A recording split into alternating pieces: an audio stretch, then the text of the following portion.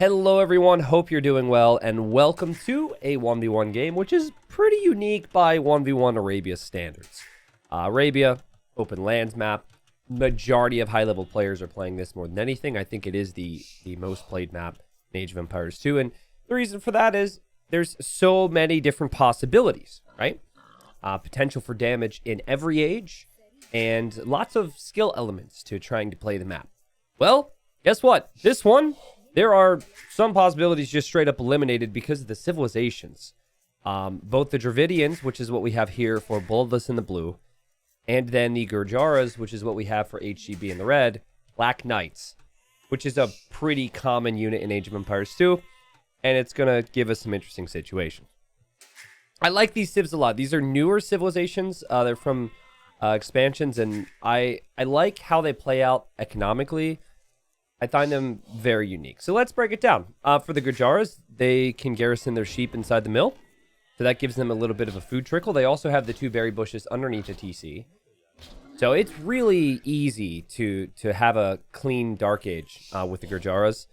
But once you practice it a little bit, and you'll see players mill first and then chop some wood on the straggler trees to get enough wood for their lumber camp. The Dravidians receive an additional 200 wood, so plus 200 wood when they get to every age, which is incredibly helpful when they make it to feudal. That is an archer range in a house, for example, or a stable in a house. It's a free building. And then not only that, the Dravidians then, they do have, at least moving it like in towards military and whatnot, cheaper barracks upgrades. So I've compared this civilization to the Japanese. If you know the Japanese and are still a little uncertain on the Dravidians, this feels like, you know, they got some wood bonuses, which help them play in towards infantry and archers. And, you know, in the case of the Japanese, obviously they save wood when they build their mills, mining camps, and whatnot. The Dravidians just have to wait till feudal age to be able to get it. Now, guys, we have two players here who are not frequently on Arabia, okay? HGB loves his closed maps, and then Bloodless likes his closed maps as well. Now, it is a bit interesting because you would think if they both would have favorited Arabia, that, or sorry, if they would have favorited Arena, that they would be playing Arena right now. Like, I'm not sure exactly what happened here, but, you know, maybe both players looking to branch out a little bit. But I don't see Bloodless on Arabia too frequently. I know he's been trying some games recently, and I saw a fast castle throwing axeman attempt from him. He's been going for unique strats on Arabia, and I told him, hey, send him over. I want to see some different stuff. But anyways, like HGB, anytime I am playing him, it feels like his base is walled before he does anything offensive. And you can kind of already tell his thinking is with this map, like these golds are brutal. I'm going to at least get some walling down. Maybe he'll build out buildings over here in time. But yeah, the Gurjaras do have some pretty solid potential to be up quickly. We'll see what HGB chooses to do. Right now, he's just pushing in his deer. And Bloodless actually going for very early barracks here. So keep in mind, there's been no wood savings at this point. If it was the Japanese, that would have happened already. But Bloodless is going to be making militia here for a little bit of map control. Now, everyone's been really greedy these days. And I was thinking a bit about it. Like, the meta shift over the past 6 months to a year has been, don't scout your opponent and just adapt later. You know, you see players blindly going for militia like this. This is just like maybe a Bloodless thing because he likes to be greedy because he's an arena player. But even still, like, on paper, this is not something I would consider to be the best of openings if you don't know where your opponent's going. I was thinking a bit about it, and I think a lot of pros, like the tip-top pros, would agree. Like, yeah, there's definitely the meta shift. Everyone just pushes their deer. But you know why it is, guys? And this is unrelated to the cast. It's because nobody lames. Everybody in ranked games, not everybody, but for the most part, people in ranked games, they don't steal each other's sheep, right? And so if you're not going to steal someone's sheep, and there's no threat that they're going to steal your sheep, why are you going to go forward early with the scout? I wonder if laming will return eventually. If people are really getting sick of these uptimes. I don't know. That was just a thought. Anyways, Bloodless is coming forward here. Pretty nifty build, and, you know, Red hasn't scouted, right? So he does not know what his opponent is doing. And fortunately for him, he gets the Palisades down, and he's able to adapt. You know, this brings me back to what I just said, right? Bloodless actually just trying to click up the feudal age there. And so just a little bit of map control here for Bloodless. And neither player really showing a sign that they, well, at least Bloodless not showing a sign that he has any interest in going stable units because his civilization doesn't get knights. I don't think it's bad necessarily to make scouts. You can still do that. But even though this hasn't killed anything yet, what this is doing is it's knocking on the mill for Bloodless. So he's like, hey, give me your sheep. Actually, is he going to get all the sheep? Red, you better repair that mill. We're going to see a spearman here from Red. And he's going to attempt to just kill that scout. And I don't know what HP that mill would have had to gone down to for all the sheep to pop out, but it was close. Let's see if Bloodless realizes the spearman will be out. Well played from Bloodless. Has to be careful not to head into the TC or towards the camel. And this camel scout, something the Gurjaras start with. It does get bonus damage in here against the scout. Yeah, I would just be going for the scout the whole time. And well played from HGB. So he walled up, didn't lose the villager. He's going to have a stable up here.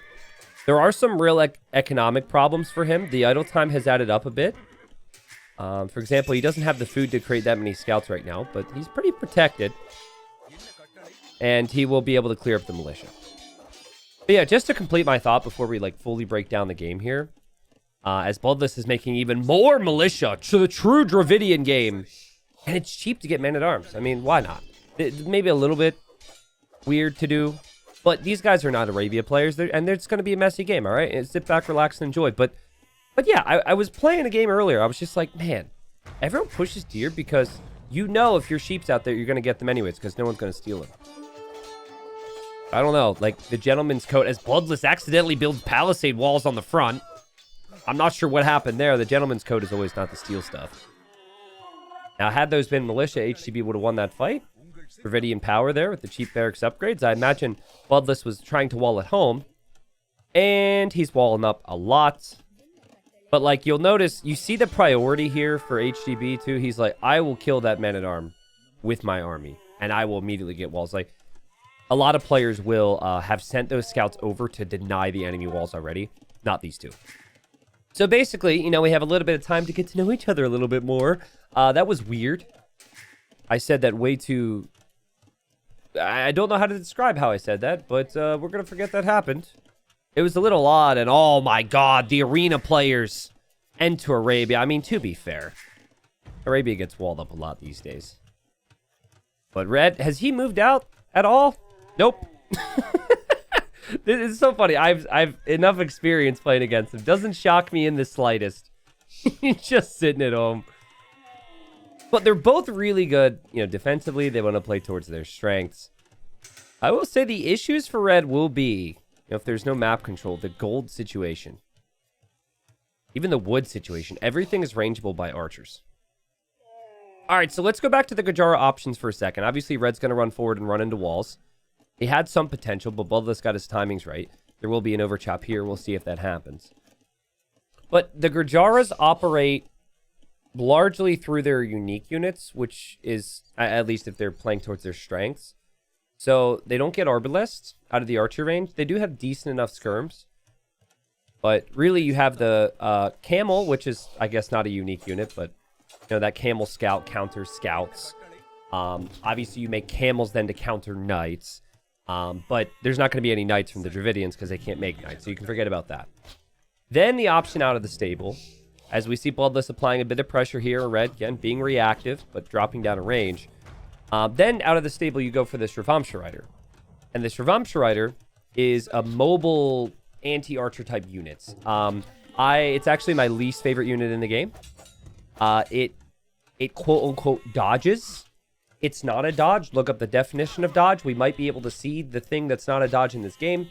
But basically, in terms of actually what happens, it just soaks up the first initial shots from a unit. I find Shravamsha Riders are actually in a bit of a tricky spot balance-wise.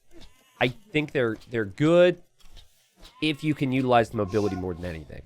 But yeah, so that's what you're thinking against archers. So right now, Red might be thinking, let's make some Shravamshas. And then the other thing for the Gurjaras is the Chakram. And the Chakram is the unique unit you see up here, or the disco thrower, as some people call it. And the disco thrower obviously needs to be created out of the castle, but that is very good against infantry. So what I'm leaning towards here is there is a period of time where because, players don't usually play towards archers with the Gurjaras, and they normally play through their stable in Castle Age. There's a period of time where you can really use infantry to punish the other player before they get to a castle. Now, 5-1 KD here from Red. Well played from him. Obviously didn't kill anything economically. Bloodless is close to clicking up to the next stage here, but hasn't clicked yet. Red has clicked, but the whole thought process has just been defend, defend, defend. We do even have like houses prepped for when the overchop happens. Double houses here. Red seems to be in an okay position. The idle time's been higher, so that's not good. And we'll see what type of utility Bloodless is able to get with his archers. But right now, Bloodless has got to be thinking like, are you kidding me, dude? I thought we were playing Arabia. A joke that a lot of arena players make is like, why ban arena if you're going to wall up? But the counter argument to that is obviously this does require a lot of skill and work. And it, balancing the armies with the walling and the eco side is a skill element to the game. But don't worry, guys. I know you're like, T90, this is not high up on the list of games that excited me today. Or this week with your content. This is just pretty boring. Well, check this out. Red sees 2 more barracks here. So Red, using the scouts, should be able to see this and know what's coming next. Now, Red was planning to go with skirmishers this game. Very good against the archers. And Bloodless is currently worried about making the infantry at home. And Bloodless maybe didn't expect Red to have much there because Red has played very defensive all game. Is going to be caught out here, and these archers are exposed. Skirmishers should be able to get all the kills. A spearman isn't something Red will worry about too much. Red actually didn't even research fletching here, just researched armor, which is a pretty nifty play, because the archers won't do much damage at all after that. And right now, it's a 10-1 KD, about to be 12-1 KD for Red, who makes it to the Castle Age, and he opens with the Shravamsha Rider. Now, he just saw the men-at-arms, okay? And again, the infantry, or the barrack technologies are discounted with Dravidians. So that means squires, which is normally 100 food, is just 50. Sorry. I don't know the exact cost it would cost with the discounted longsword upgrade, but it's really not much. And that allows you to produce a little bit more in the way of infantry. I'm pretty sure we had supplies research at some point. Yeah, Red has an idea this is happening. And placed the TC on the stone, probably thinking about a defensive castle. The idea here is I hold for a bit against this with whatever I can. And then we, go bananas with the chakram thrower.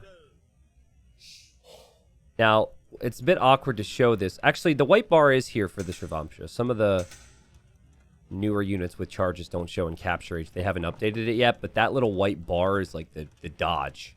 And then it regens later, but Shravamsha is not so good against longswords. I mean, longswords are pretty strong, and that's a lot of infantry, man. And we even have a lot of commitment, a lot of upgrades from Bloodless, who's also using additional wood to drop town centers at the same time.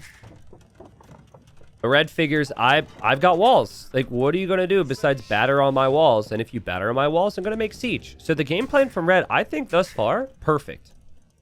I don't know about perfect. Let's not say perfect. No one's perfect, right? We're all flawed humans. Maybe you guys are perfect, but yeah, 3 TCs, greedy stuff. You've got the town center protecting the gold.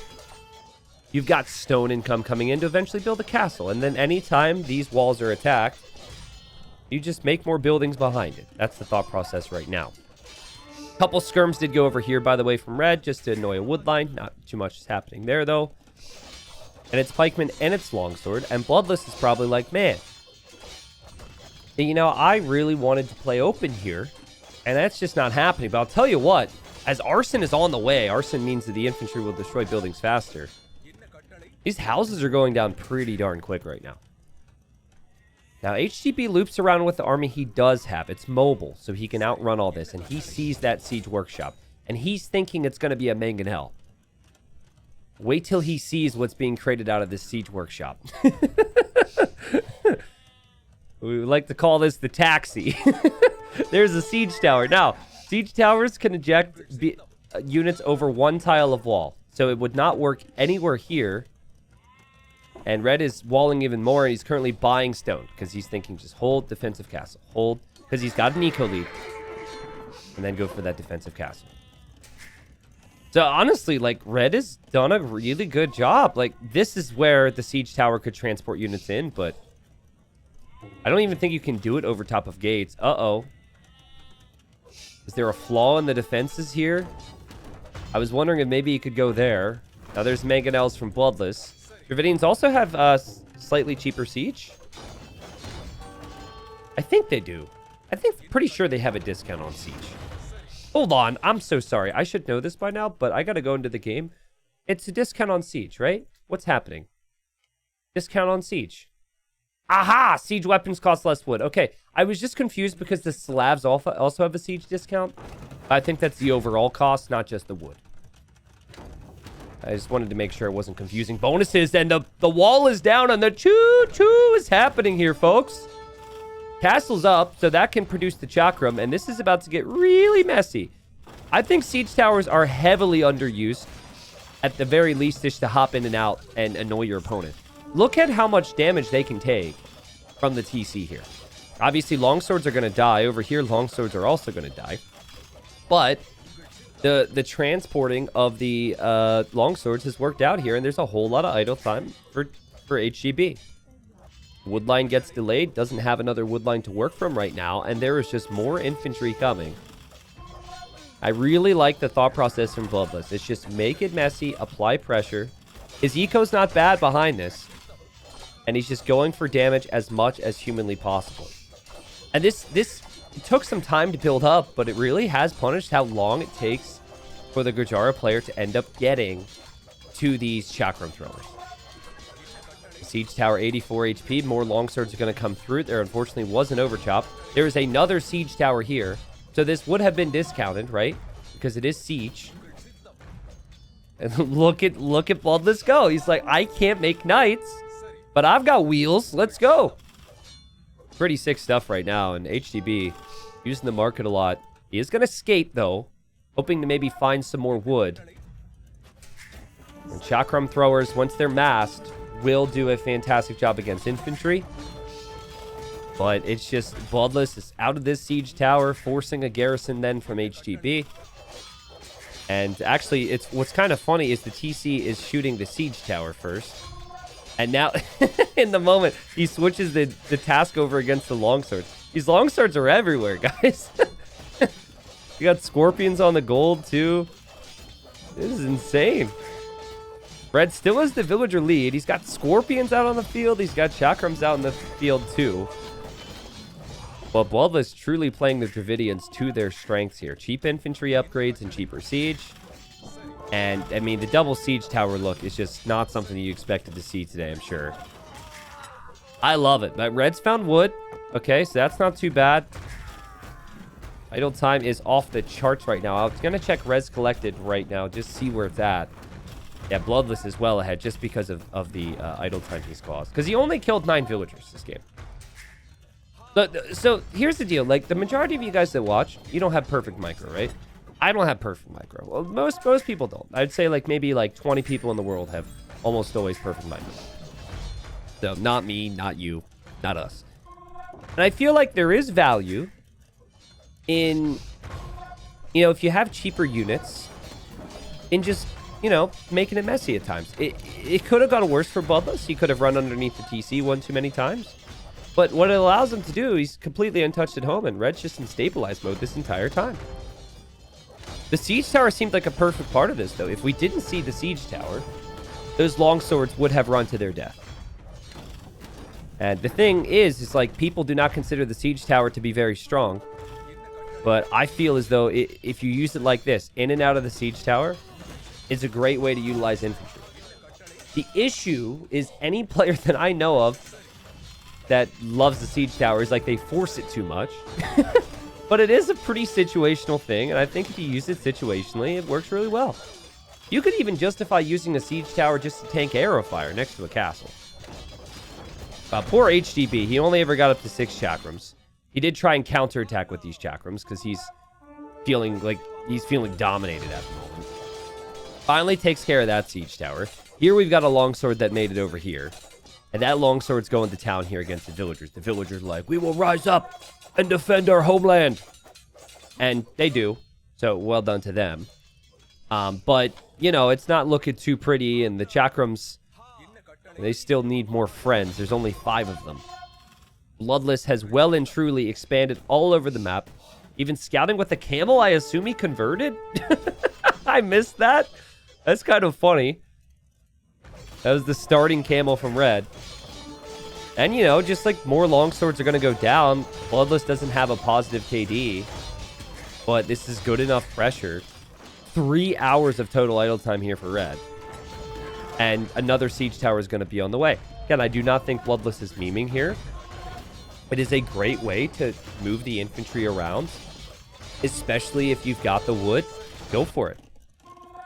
What we haven't looked at is this. And we've got to credit Bloodless for this type of economy too, right? Like, it's... I think moving the units around is already difficult enough. But then also having the eco. This shows their level. Right? Bloodless also showing his arena skill. Loves getting relics. I feel like this is going to make a lot of people very happy. Because people... I get a lot of, why no longswords? Why didn't so-and-so get relic comments? I have over the years. And, you know, feels like the situation for longsword is kind of perfect here. The opponent was going into skirmishers. The opponent can't go knights. If you can't go knights, then longswords feels pretty good, unless, of course, the Chakram show up, throw up, whatever. They're going to be throwing up soon. It probably smells horrible over here with how many villagers died. So it doesn't look that impressive for the Chakram, but it's only 3 of them. And it's like a scorpion where they do damage to multiple units at once. So, you know, that's kind of what you have to aim to do. And choo-choo, another siege tower coming in. Oh, nice mangonel, bro. I'm going to block it. I'm going to hop out. I'm going to kill that. And then who wants a ride? Who wants a ride? It's free today. Hop in. Hop in. We'll take you somewhere cool. Okay, well, actually, the castle and the TC is firing on the siege tower, meaning the longswords are not being hit at all, which is so sick. And now they actually get to escape, and Red is confused. He's like, man-at-arms with Dravidians? Is it good? And they're going to chat it out here, and Bloodless is like, not really. What a response, actually. Red, the Dravidians are still kind of new, so I think Red might be trying to understand a little bit. But if, like, listen, if I ever ask somebody who's just destroyed me with this strategy, is this strategy good? And they respond with not really, that would make me feel worse about myself. Anyways, so HGB. Bloodless is saying it's just cheaper. It was a surprise aspect, which is 100% why it worked. HGB then is commenting this. Maybe someone else did it, but what a fun game. Okay, what a fun game. Now, in HGB's defense, it takes a long time to get to the Chakrams. I felt like he thought about it a little bit, and I felt like he could have defended the whole way through if the siege tower never showed up. So, yeah, it was just brilliant on Bloodless's part to get the siege towers through. It's like that's when things started to unravel. If Bloodless never did that, the longswords would be knocking on walls. It'd just be a siege war over top the walls. And then, you know, maybe the eco never gets harassed like that. You know, that said, you know, in some ways it was a little lack of prep too, like seeing the triple barracks. Maybe the siege could have come out right away, but it's just kind of a playstyle thing. And this is a pretty fun one. I think this game is something that Dravidian fans out there, like Viper, for example, big Dravidian fan will like to see. But is kind of an interesting matchup. Like, when I think of the Gurjaras in 1v1 Arabia, I think of their potential to have good eco and counters knight units. Knight and archer. It's like, you go Shravamsha out of the stable, or you go camel out of the stable. Shravamsha for archer, camel for knight. We didn't see knights. We didn't see archers. We saw longswords. And it was the most difficult thing for the Gurjara player to stop, because your best unit to stop the longsword are these little disco dudes right here. So, fun little game where we saw siege towers and longswords. I hope that brightened your day. There's the res collected for you. As always, I'm looking around trying to find some fun matches. I like the Dravidians as a civ.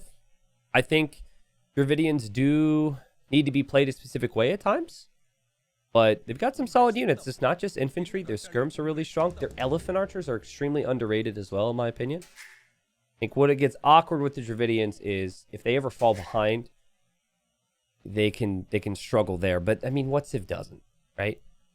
I personally, I don't play too well with the Dravidians because I'm more of a knight player. I need to have knights. It feels better to have a few knights out there, but for some players, it's pretty strong. Thanks for watching, guys. We'll see you next time.